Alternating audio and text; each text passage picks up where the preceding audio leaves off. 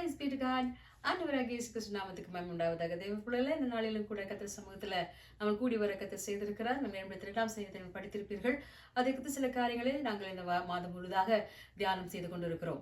சரி, அது ஆசாபின் சங்கீதமாக இருக்குதுன்னு சொல்லி படிச்சோம். ஸோ முதல் வாரத்துல என்ன கவனிச்சோம்னு சொன்னா, தேவன் தான் எல்லாவற்றுக்கும் அதிகாரியா இருக்கிறார்.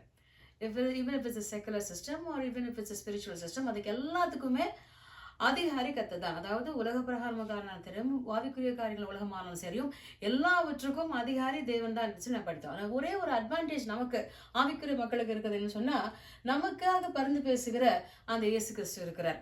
அப்ப இயேசு கிறிஸ்துவோடு நம்ம நேராக அந்த பிதாவிடத்தில் செல்லும் ஸ்லாக்கியத்தை பெற்றிருக்கிறோம். அதுதான் நாங்கள் படித்தோம் இல்லைங்களா?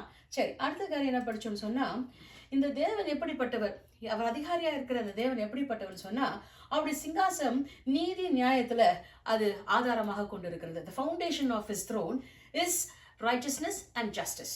அது ரொம்ப முக்கியமான விஷயம் இல்லைங்களா? அது மாத்திரம் இல்ல, அவருடைய செங்கோல் நீதி உள்ள செங்கோலாக இருக்கிறது. ஒரு அரசனுடைய செங்கோல் நீதி உள்ள இருந்தாதான் குடிமக்கள் சந்தோஷமா இருப்பாங்க.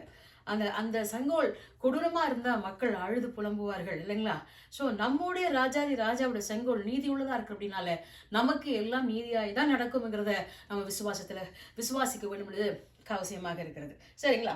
அது 2வது வாரம் பார்த்தோம். சரி, 3வது வாரம் என்ன படிச்சோம்னு சொன்னா, நீதிபதிகள் அது சொன்னா when we are in a position to judge others, அதை மற்றவங்களே நம்ம ஒரு தீர்ப்பு கூறுகிற ஒரு சில சந்தர்ப்பத்தில் இருக்கும் பொழுது, எந்த நிலைமையிலாரும் ஒரு அப்பாவா அம்மாவா விசுவாசியா ஊழியனா ஒரு அதிகாரியா இருக்கும் பொழுது நாம எப்படி செய்ய வேண்டும் என்று சொல்லி சில காரியங்களை கடமைகள் பார்த்தோம். அப்படி சொல்லும் போது எளியோரையும் அந்த திக்கற்றவர்களையும் நம்ம பாதுகாக்கிறது அவசியமா இருக்கிறது.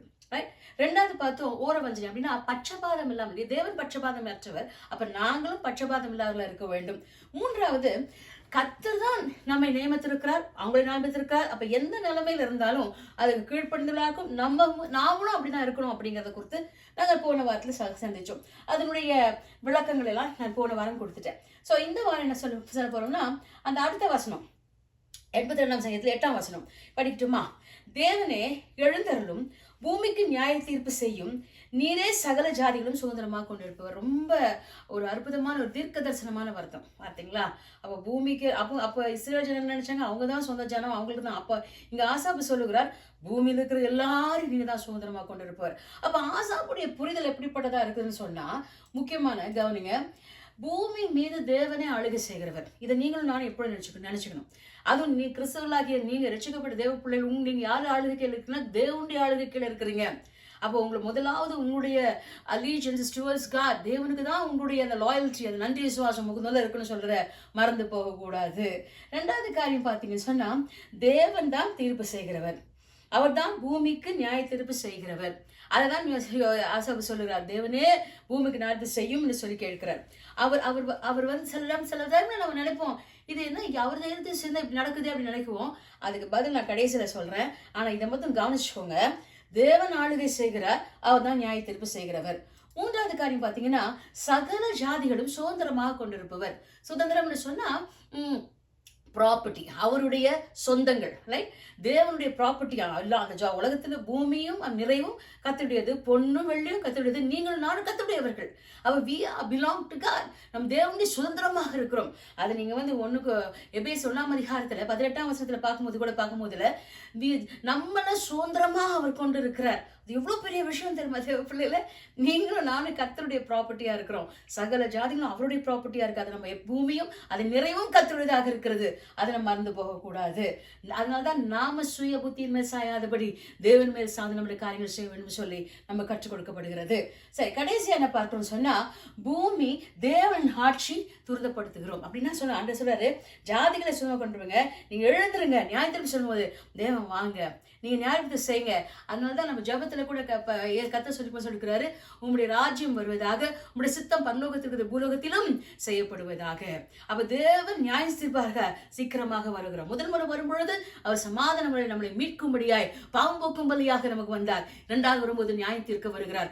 அந்த நியாய தீர்ப்பு நீங்கள் நானும் ஆயத்தமாக இருக்க வேண்டும். சரிங்களா? இதுதான் இந்த காரியத்தை படிக்கிறோம். அப்ப நான் சொல்லி கொடுத்தேன் இல்லைங்களா, நமக்கு ஒரு கேள்வி வருது இல்ல, நம்ம என்ன செய்யணும்? அப்போனா நாம் என்ன செய்யணும்? அப்ப நமது வாழ்க்கையில தேவனுடைய ஆளுகை இருப்பதை நம்ம எப்பொழுது ஏற்றுக்கொள்ளலாம்? ஆண்டவரே, நான் உம்முடைய ஆளுகையில தான் இருக்கிறேன், நீ என்னோடு கூட இருக்கிற, யெகோவா ஷம்மா என் கூட இருக்கிறீங்க, இம்மானுவேல் என்னோடு கூட இருக்கிறீங்கன்னு சொல்லி அந்த ஆளுகையை நம்ம வாழ்க்கையில அதை அதை அதை நம்ம அபியாசப்படுத்துகிறது, அதை ஏற்றுக்கொள்ளுகிறது அவசியமாக இருக்கிறது. ரெண்டாவது காரியம் பார்த்தீங்கன்னா, தேவனுடைய மகிமைக்காக தான் நான் பயன்படுத்த ஒப்பு கொடுக்க வேண்டும். So we have to surrender ourselves. நம்ம ஒப்பு கொடுக்கணும். ஆண்டவரே, நான் உமக்காக தான் வாழணும். ஆண்டவரே, நான் நீங்க என்ன படைத்தது உமக்காக பயன்படுத்தப்பட முடியாததான் என்று சொல்ற அந்த சிந்தனை நமக்கு எப்பொழுதும் இருக்கணும். நம்முடைய ஆசைக்காக, நம்முடைய சுயநலத்துக்காக, தேவனுக்காக நாங்கள் பயன்படுத்தப்பட வேண்டியதை நம்ம எப்பொழுதுமே கருத்தில் கொள்ளணும். ஒரு அம்மா இருந்தாங்களா, தேவ பிள்ளை, அவங்களுக்கு பலவீனமானவாங்க. அவங்க வீட்டில் எல்லாரும் ஊழியத்துக்கு போகிறாங்க, அவங்களால போக முடியல. அப்போ தான் அவங்க ஒரு பாட்டு எழுதுனாங்க, take my will, take my love, take my eyes, take my மவுத்னு சொல்லி கர்த்தருக்கு ஒப்பு கொடுத்து, ஆண்டவரே முழுமையாக நான் ஒப்பு கொடுக்குறேன்னு சொல்லி அவங்க ஒப்பு கொடுக்குறாங்க. அந்த நிலைமை தான் உங்களுக்கும் எனக்கும் வேணும். Completely surrendered life to God. முடியுமா? தேவனுக்காக அர்ப்பணிக்கப்பட்ட வாழ்க்கையை நாங்கள் வாழ்கிறது அவசியமாக இருக்கிறது. மூன்றாவது, நீங்களும் நானும் தேவனுடைய சுதந்திரம். அப்படின்னா நாம் தேவனுடைய ப்ராப்பர்ட்டி. நம்ம ஒருத்தருடைய ப்ராப்பர்ட்டியா இருக்கும் பொழுது அந்த ஓனர் தான் இதுக்கு அதிகாரி.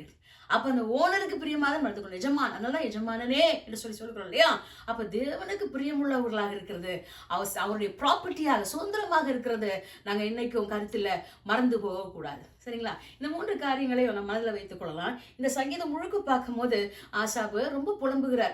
இந்த நிலைமையில, ஆண்டவரே இப்படிலாம் நியாயம் நடக்கிறதே, என்ன பண்ணணும்னு சொல்லும் பொழுதுதான் இவர் இப்ப சொல்கிறாரு, நீ தான் நியாயாதிபதிப்பா, நீங்க தான் அரசாளுகிறோம்ப்பா, நாங்க உமக்கு சொந்தமானவங்கப்பா, உங்க ஆளுகையில தான் இருக்கிறோம்ப்பா, நீ நல்லா நிறுத்தான் கூட சொல்லி அவர் எப்பொழுதுமே தன்னை தேற்றிக் கொள்கிறார். அந்த மாதிரி நீங்களும் நானும் நம்மளோட வாழ்க்கையில் நடக்கிற எல்லா காரியங்களிலும் ஒரு நாளும் சோர்ந்து போகாதபடி நீதி உள்ள நியாயாதிபதி நமக்கு அவருடைய ஆளுகையில் இருக்கு. அப்படின்னால அவருடைய செங்கோல், நீதியோட செங்கோல் இருக்கு. அப்படின்னால நீதியாய் தான் செய்வாரு, எனக்கு நன்மை தான் செய்வார்னு சொல்லி நீங்களும் நானும் கருத்தில் கொள்ள வேண்டும். அப்படிதானுங்க? சரி. ஸோ நான் அதான் ஒரு கதை சொல்லி முடிக்கிறேன், கவனிங்க. ஒரு ஐயா இருந்தாராம், ஒரு போதகர். அவர் முடி வெட்டுறதுக்காக ஒரு கடைக்கு போனாராம். அவர் முடி வெட்டுறதுக்காக இருக்கும்போது அவர் கையில் ஒரு பைபிள் வச்சுருந்தார். இதை அந்த முடி வெட்டுறவன் பார்த்துட்டு சொல்கிறான், சார் நீங்கள் என்ன சார், நீங்கள் பாஸ்டரா? ஆமாப்பா, நான் ஊழியம் செய்கிறேன்ப்பா. சார், எனக்கெல்லாம் தெய்வ நம்பிக்கையே இல்லை சார். ஏன்னா தெய்வமாக இருந்தால் ஏன் உலகத்தில் எவ்வளோ கஷ்டப்படுறாங்க, எவ்வளோ அநியாயம் நடக்குது, இப்போ குழந்தைங்களாம் கஷ்டப்படுறாங்களே, தெய்வமே இல்லை சார், நான்லாம் நம்பவே மாட்டேன் சார் அப்படி சொன்னாங்களாம். இந்த ஐயா ஒன்றுமே சொல்லலையாம். அவன் இதெல்லாம் இருந்தாராம். முடிச்சுட்டாரு, முடி கட் பண்ணியாச்சு, காசு கொடுத்தாச்சு, அவர் வெளியில் போகிறாரு. வெளியில் போன மனுஷன் திடீர்னு உள்ளே வந்துடுறாரு திருப்பி. என்ன சார், என்னத்தை சொல்லணுமா? ஆமாம் விட்டா, உங்ககிட்ட ஒன்று சொல்லணும், உனக்கிட்ட ஒரு விஷயம் காட்டணும், கொஞ்சம் வெளியில் வரீங்களா அப்படின்னு சொல்லி கேட்டாராம். அப்போ இவர் சில பெரிய போதகராச்சே, ஒரு மரியாதைக்காக சரி சார் வரேன் சார், கொஞ்சம் இருக்கு சார் சொல்லிட்டு கூட போகிறாரு. கதவை திறந்து வெளில போகும்போது அங்கே ஒருத்தன் இப்படி நிற்கிறான். இவனை பார்த்துட்டு இவரை காமிச்சிட்டு சொல்கிறாரு, இந்த உலகத்தில் முடி வெட்டுறவனே இல்லைப்பா அப்படின்றாரு. அப்போ அவன் சொல்கிறானே, சார் இப்போ தானே நீங்கள் உள்ளே வந்தீங்க, உங்களுக்கு முடி வெட்டி விட்டேன், நீங்கள் காசு கொடுத்தீங்க, முடி வெட்டுறவனே இல்லை, நான் நம்பவே மாட்டேன் அப்படின்னு சொல்லி சொன்னாராம். அப்போ இந்த ஆளை பாரு, இவன் மட்டும் முடி வெட்டுறவன் இருந்தா இவனுக்கு வெட்டி விட்டுருக்க மாட்டானா, இவனை கிளீன் செய்ய மாத்திருக்க மாட்டானா அப்படின்னு சொல்லி அவர் பேசுகிறானா அந்த போதகர். அப்போது இவன் சொன்னானா, சார் நானா வேணாம், நான் சொல்கிறேன், என் கடையை திறந்து தானே வச்சிருக்கிறேன், ஓப்பன்னு போட்டிருக்கேன்ல சார், அவன் வந்தால் நான் வெட்டி விட மாட்டேனா, அவனை செய்து விட மாட்டேனா அப்படின்னு சொல்லி சொன்னானா. அப்போ தான் அவர் சொன்னாராம், அது மாதிரிதான்ப்பா கர்த்தராகிய இயேசு கிறிஸ்து அந்த பூலோகத்துக்கு வந்திருக்காரு, அந்த தேவாதிபதி உனக்கு இதய கதவை தட்டிக்கிட்டே இருக்கிறாரு, நீ திறந்தா உள்ள உன்னோடு கூட அவர் பந்தி இருப்பார் தெரியுமா உனக்கு, அவர்கிட்ட வர்றவங்களுக்கு ஒரு நாள் புறம்பே தள்ளுகிற தேவன் இல்லை தெரியுமா உனக்கு என்று சொல்லி கர்த்தர் வார்த்தையை சொல்லுகிறார். அவர் சொல்லுகிறார், இயேசு இந்த வசனம் பாருங்க, வெளிப்படுத்தி 3:20 இருக்கு இல்லைங்களா, வாசல வரையும் தட்டுகிறேன், திறந்தால் உள்ளே இருந்து நான் போஜனம் பண்ணுவேன். அதான் சொன்ன, இயேசு நமக்காக பாவமானார், நீங்களும் நானும் தேவநீதி ஆக முடியாய் நமக்காக பாவமானார் என்பதை சுட்டி காட்டி அந்த மகனுக்கு சொல்லி கொடுக்கிறார். அது மாத்திரம் சொல்றாரு, நமக்காக நம்ம ஐஸ்வரனாகும்படி அவர் தரித்திரரானாரே. நீ வெளியில இருந்து பார்த்தா ஒண்ணு நடக்காதுப்பா, அவர் தான் வழியும் சத்தியமும் ஜீவனுமா இருக்காரு.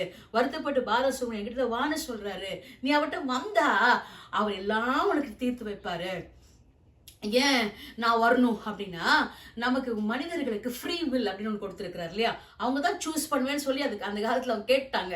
அதனால தான் நம்ம கர்த்தரை ஏற்றுக்கொள்ளும்போது, அவரிடத்துல வரும்பொழுது அவர் சொல்ல வருத்தப்பட்டு பாரம் சுமக்கிறவர்களே என்னிடத்துல வாங்க.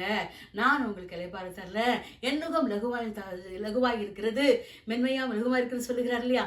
அப்போ தேவப்பிள்ளாகிய நீங்களும் நானும் நம்முடைய காரியங்கள நியாயம் விசாரிக்கிறவர் கர்த்தர். அவர் நமக்காக யாவற்றையும் செய்து முடிப்பார். உங்களுடைய நீதி அவர் விளங்க செய்வார். நீங்க பொறுமையா இருங்க. அவர் ஆளுகை கீழே இருங்க. ஒரு நாளும் கோபப்படாதீங்க. மிஞ்சும் கோபத்தை அவர் அடக்குவார். நம்முடைய கோபம் தேவனுடைய நீதி நடப்பிக்க மாட்டாது. ஆகவே அவருடைய சித்தத்துக்கு ஒப்பு கொடுத்துருங்க. அவர் ஆளுகையில இருங்க. அவருடைய வருகைக்காய் காத்து கொண்டிருங்க. அவர் ஜீவனை கொடுத்த தேவன் உங்களை ஒரு நாளும் கைவிட மாட்டாரு. உங்களுக்கு நன்மை செய்வாரு, நீதி செய்வாரு. சந்தோஷமா அவருக்குள்ள மனமகிழ்ச்சியா இருங்க. வேண்டுதல் எல்லாம் அவர் வாக்கி செய்வார். கண்களை மூடி ஜெபிக்கலாமா? இந்த நாளிலும் கூட கர்த்தர் இந்த காரியத்தை நம்மோடு கூட பேசியிருக்கிறார். நம்முடைய இருதயத்துல யாராவது கவலையோடு இருப்பீங்கன்னு சொன்னா, ஐயோ நியாயம் கிடைக்கலையே, எனக்கு உதவி செய்ய யாரும் கண்ணீர் எடுப்பீங்கன்னு சொன்னா, என்னோடு கூட ஜெபம் பண்ணுங்க. கர்த்தர் உங்களுக்கு ஆயாவட்டு செய்ய முடியும். கண்களை மூடி ஜெபிக்கலாமா? அன்பான இயேசப்பா, இந்த நாளிலும் கூட இந்த 82ஆம் சங்கீதத்துல ஆசாபு புலகிறது போல நாங்கள் சில வேளையில புலம்புவது உண்டு ஆண்டவரே. ஆனால் ஆசாபு முடிக்கும் பொழுது பூமியை நியாயம் தீர்க்க வாங்க, நீங்க எழுந்துருங்க சொல்லி அவருடைய விசுவாசத்தோடு சொல்லுகிறது போல, தீர்க்க தரிசனமா சொல்லுகிறது போல நாங்களும் சொல்லுகிறோம். அப்பா ஏசு வருவீரப்பா, வரும்பொழுது உலகத்தை நியாயம் தீர்ப்பீரப்பா. நீர் இந்த உலகத்தை நீங்க சுதந்திரமாய் கொண்டிருக்கிறப்பா. உம்முடைய ராஜ்யம் வருவதாக, உம்முடைய சித்தம் பரலோகத்தில் இருக்கிறது போல உலகத்திலும் செய்யப்படுவதாக. தகப்பனே, இந்த நாளிலும் கூட யாரேனும் துக்கத்தோடு இருப்பாங்கன்னு சொன்னா, நியாயம் கிடைக்கலன்னு சொல்லி கவலையோடு இருப்பாங்கன்னு சொன்னா, வருத்தத்தோடு இருப்பாங்கன்னு சொன்னா, தேவன் ஆறுதல் படுத்துவீராக, சமாதானப்படுத்துவீராக. நான் உன் கூட தான் இருக்கிறேன், உன்னை விட்டு விலகல, உன்னை கைவிடல, உன் கண்ணீரை அறிந்திருக்கிறேன், உன் அங்கலாய்ப்பை அறிந்திருக்கிறேன், புலவரை ஆழ்ந்தகளிப்பாய் மாற செய்வேன், உன் துக்கத்தை மாற்றி உனக்கு சந்தோஷத்தையும் ஆனந்தத்தை கொடுப்பேன்னு சொல்லி கர்த்தரை ஆறுதல் படுத்துங்க ஆண்டவரே. அவர் அதே படுத்த எல்லா பொல்லாத பிசாசு தந்திரங்களை இயேசுவின் ஜீவன் நாம நிர்மூலமாக்கி போடுகிறேன். பரிசுத்த ஆவியானவர் மிகுதியான வெளியிடத்தை பொறுப்படுப்பீராக. ஆராதனை ஆசீர்வாதம் தருவீராக. பேசுகிற தாசனை மறைத்து வெளிப்படுவீராக. உடைய சத்தியமான தெளிவாய் வல்லமையோடு பரிசுத்தால் உணர்த்தலோடு மத்தியிலே கடந்து வருவதாக. ஆண்டவரே, எங்களை கைவிடவே மாட்டீங்க ஆண்டவரே. எங்கள் மேல் நோக்கமாக இருக்கிறீங்க ஆண்டவரே. எங்களை வெட்கப்பட்டு போக விட மாட்டீங்க. உண்மை சார்ந்து இருக்கிறோம். நீங்க சீக்கிரமா வர போறீங்க. அவர்களை காணப்படத்தக்கதாக ஆயத்தப்படுத்துங்க. இயேசுவின் நாமத்தில் கேட்கிற பிதாவே, ஆமென், ஆமென், ஆமென்.